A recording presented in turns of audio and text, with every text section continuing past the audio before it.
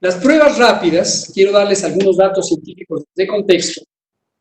No me he retractado de lo que dije, señor senador Dante Delgado.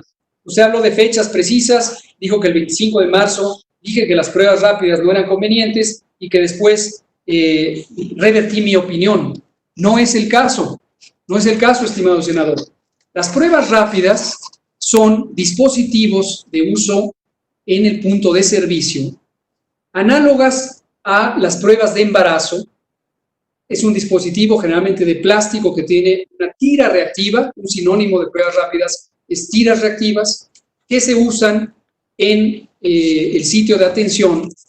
Utilizan generalmente una muestra de sangre, en el caso del tema de COVID, en otras pueden usar muestras de orina, pero en este caso es sangre, y lo que buscan es identificar anticuerpos contra el virus SARS-CoV-2 causante de COVID. ¿Por qué razón estas pruebas no son convenientes? Por 3 razones. La primera, porque también, por frustrante que es e increíble que parezca, existe un vacío de evidencia científica respecto a el momento después de la infección en que empiezan a incrementarse las concentraciones de anticuerpos en la sangre humana. ¿Cuánto duran esas concentraciones? Y más importantemente, si esos anticuerpos son o no biológicamente protectores de la infección por el virus. Estas preguntas científicas no han sido respondidas y, por lo tanto, a pesar de que han proliferado innumerables compañías, cerca de 30, que en el mundo ofrecen estas pruebas rápidas, no tienen un sustento científico sólido. Por esa razón, la FDA, Administración de Fármacos y Alimentos de los Estados Unidos, no aprobó estas pruebas, no las aprobó. También, respetuosamente, le ofrezco enviarle la información y la evidencia correspondiente. Lo que hizo la FDA es que entró en un periodo especial, por motivo de la epidemia, que caracteriza 2 tipos de respuesta ante una solicitud de autorización. La primera se llama autorización y la segunda se llama aprobación. Parecen sinónimos y quizá lo son en el lenguaje castellano, pero hay una diferencia importante. Autorización, lo único que quiere decir es el permiso de compra y venta. De saludo. Soy Beatriz. Por favor, cierren su micrófono. Por favor, continúe. Muchas gracias. Entonces, autorización simplemente quiere decir se pueden usar, si alguien las quiere usar, mientras que aprobación es el reconocimiento de competencia técnica, es decir, la calidad, la capacidad diagnóstica de las pruebas respectivas. Y en ningún caso con pruebas rápidas, hasta el momento, la FDA ha aprobado las pruebas. Solo han entrado en esta situación de autorización. Pero aún más, no es la FDA, en el caso de Estados Unidos, sino los Centros de Control de Enfermedades, quienes determinan las políticas públicas de uso de estas pruebas. El análogo sería COFEPRIS, para el primer caso, con la FDA, y la Subsecretaría de Prevención y Promoción, que tengo el orgullo de coordinar, análoga con las responsabilidades de los Centros de Control de Enfermedades. Estos Centros de Control de Enfermedades, y también con gusto le mandamos la evidencia correspondiente, hasta el día de hoy, 27 de mayo, no han expresado interés alguno por el que se deban usar pruebas rápidas para el diagnóstico de COVID. De hecho, señalan repetidamente que es importante considerar que el diagnóstico de COVID no debe hacerse con base exclusivamente en las pruebas rápidas. Por cierto, hoy tenemos una noticia de CNN escrita por Maggie Fox, que precisamente dice, traduzco, las pruebas de anticuerpos de COVID son equivocadas la mitad de las veces. Y esto lo dicen los Centros de Control de Enfermedades de Estados Unidos, los famosísimos CDC. Y esto me lleva a explicar de manera sucinta y básica qué quiere decir esto. Quiere decir la sensibilidad y especificidad, que son los atributos que reconocen o estiman la capacidad de una prueba para reconocer adecuadamente los casos verdaderamente positivos y los casos verdaderamente negativos, respectivamente. Sensibilidad, especificidad.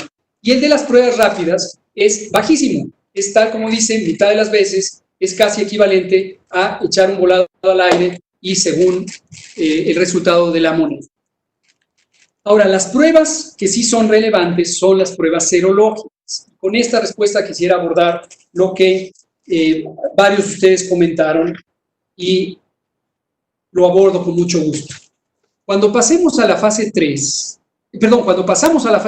efectivamente seguimos usando, como lo dije, el modelo Centinela, pero el foco de la atención cambió fundamentalmente a la ocupación hospitalaria. Ahora que pasemos a la nueva normalidad, el foco de atención efectivamente va a ser el peligro de los rebrotes. Y en ese peligro de los rebrotes, las pruebas de laboratorio serológicas juegan un papel importante. Y aquí un dossier muy básico. Hay dos tipos de pruebas relevantes para COVID.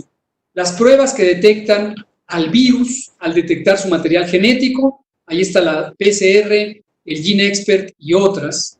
A esas son a las que se refería el gobernador Alfaro en su segunda locución cuando dijo que yo me había arrepentido. No me arrepentí.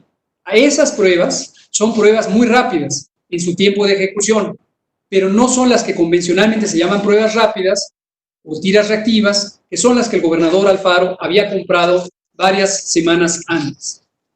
Estas pruebas rápidas detectan el virus y las pruebas serológicas detectan la reacción del cuerpo en forma de anticuerpos.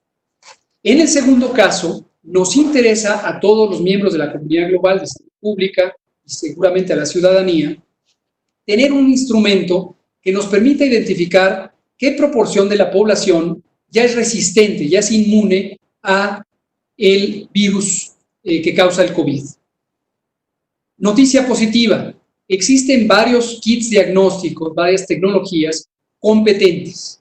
Nuestro INDRE, nuestro Laboratorio Nacional, ya está evaluando varias de ellas y hay 3 candidatos muy promisorios, más uno que proviene de la investigación científica de nuestras instituciones públicas, concretamente la UNAM, el Instituto de Biotecnología, que podrían ser promisorias para este propósito. Pero, mala noticia. En algunos lugares del mundo, concretamente España, Nueva York, y además de España, en particular la Comunidad de Madrid, el Condado de Los Ángeles, entre otros, han hecho encuestas serológicas. Estos son reconocimientos poblacionales de la proporción de personas que tienen anticuerpos contra el virus, asumiendo o suponiendo sin conceder que anticuerpos es sinónimo de protección biológica. Y los resultados son un poco desalentadores. España, 11%, Madrid, 5%, Nueva York, 23%, un poquito más de aliento. Condado de Los Ángeles, 4.7%. Las proporciones de personas que tienen anticuerpos contra COVID o contra el virus SARS-CoV-2 causante de COVID después de estas importantes epidemias. Entonces, aparentemente no es tan grande la proporción de personas que han sido expuestas a COVID, o bien los anticuerpos no correlacionan suficientemente con la historia de infección.